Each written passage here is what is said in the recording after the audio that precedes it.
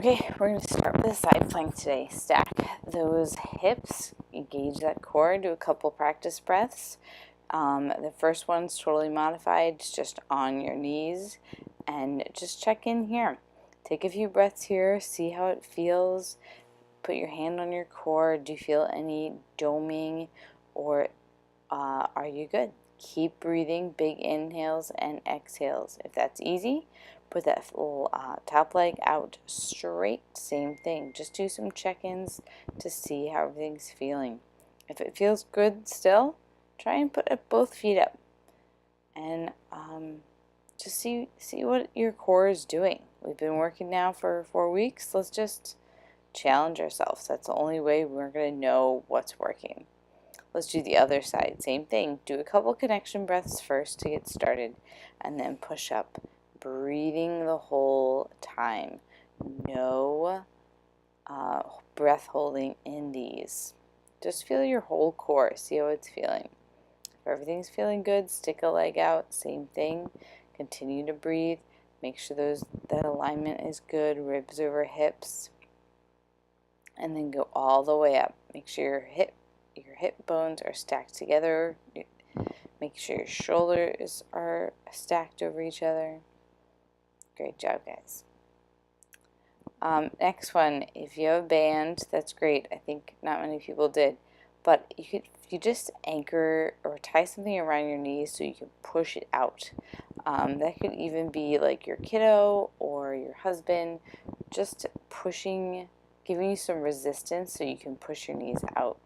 We're going to do that glute bridge. Are you sick of them yet? They're just too good. I love them.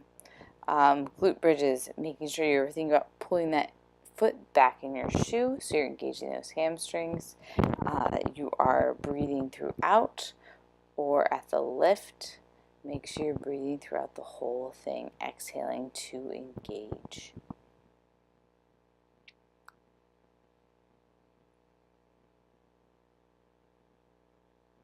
My hair clip was poking me. Alright, we're going to move to dead bugs, and we're going to challenge you a little bit. So I want you to start with your legs up this time.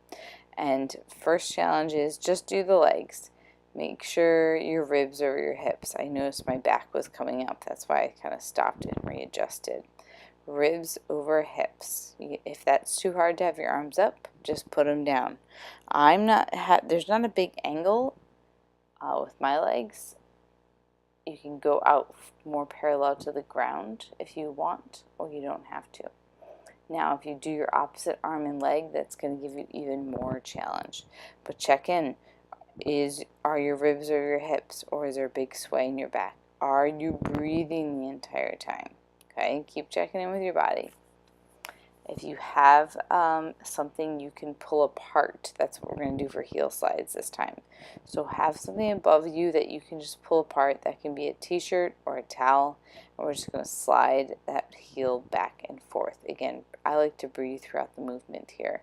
My foot's not on the ground because it was not sliding.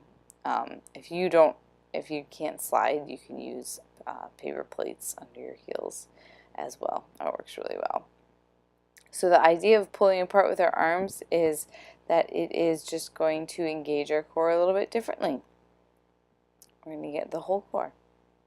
All right, great job, guys.